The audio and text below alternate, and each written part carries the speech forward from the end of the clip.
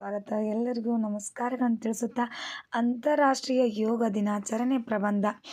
ಅಂತಾರಾಷ್ಟ್ರೀಯ ಯೋಗ ದಿನಾಚರಣೆಯಲ್ಲಿ ಮೊದಲನೇದಾಗಿ ಪೀಠಿಕೆಯನ್ನು ಶುರು ಮಾಡೋಣ. ಜೂನ್ 21 ಅಂತಾರಾಷ್ಟ್ರೀಯ ಯೋಗ ದಿನವೆಂದು ಸಂಯುಕ್ತ ರಾಷ್ಟ್ರ ಸಂಸ್ಥೆಯು ಘೋಷಿಸಿದೆ. ಯೋಗವು ಮನಸ್ಸು ಮತ್ತು ದೇಹವನ್ನು ಸಂಪರ್ಕಿಸುವ ಪ್ರಾಚೀನ ಕಲೆಯಾಗಿದೆ. ಮೊಟ್ಟ ಮೊದಲ ಬಾರಿಗೆ ಭಾರತದಲ್ಲಿ ವೇದಿಕೆ ಕಾಲದಿಂದಲೂ ನಡೆದು ಬಂದಿದೆ. ಇದು ಇಡೀ ಪ್ರಪಂಚದಲ್ಲಿಯೇ ಯೋಗವು ಪ್ರಸಿದ್ಧಿ ಹೊಂದಿದೆ. ಈ ದಿನವನ್ನು ಭಾರತ ಹಬ್ಬವಾಗಿ ಆಚರಿಸಲಾಗುತ್ತದೆ. ವಿಷಯದ ವಿವರಣೆ: ದೇಹ ಮತ್ತು ಮನಸ್ಸಿನ ಏಕತೆಗಾಗಿ ಯೋಗ ನಮಗೆ ಸಹಾಯ ಮಾಡುತ್ತದೆ.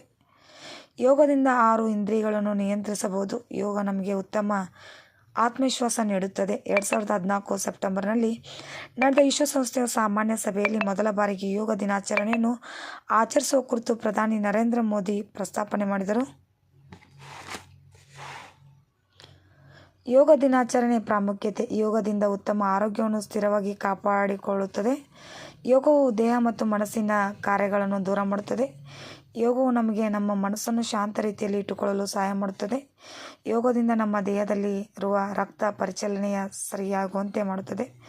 ಯೋಗದಿಂದ ನಮ್ಮ ಮಾನಸಿಕ ಆರೋಗ್ಯವನ್ನು ಸುಧಾರಿಸುತ್ತದೆ.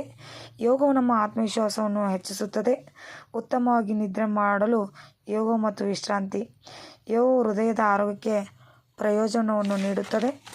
ಉಪಸಂಹಾರ: ಯೋಗವು ನಮಗೆ ಉತ್ತಮ ಆತ್ಮವಿಶ್ವಾಸ ನೀಡುತ್ತದೆ. ಯೋಗವು ಹಲವಾರು ಪ್ರಯೋಜನಗಳನ್ನು ಹೊಂದಿದೆ. ಯೋಗವು ದೇಹ ಮತ್ತು ಮನಸ್ಸಿನ ಕಾಯಿಲೆಗಳನ್ನು ದೂರ ಮಾಡುತ್ತದೆ. ಪ್ರತಿಯೊಬ್ಬರು ತಮ್ಮ ಆರೋಗ್ಯವನ್ನು ಕಾಪಾಡಿಕೊಳ್ಳಲು ಇದನ್ನು ಅಭ್ಯಾಸ ಮಾಡಬೇಕು.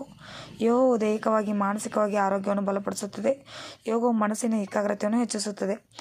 ನಿಮಗೂ ಕೂಡ ಈ ಅಂತಾರಾಷ್ಟ್ರೀಯ ಯೋಗ ದಿನಾಚರಣೆ ಪ್ರಬಂಧ ವಿಡಿಯೋ ಇಷ್ಟವಾದರೆ ಪ್ಲೀಸ್ ನಮ್ಮ ಚಾನಲ್ಗೊಂದು ಲೈಕ್ ಮಾಡಿ, ಸಬ್ಸ್ಕ್ರೈಬ್ ಮಾಡಿ, ಶೇರ್ ಮಾಡಿ. Thank you.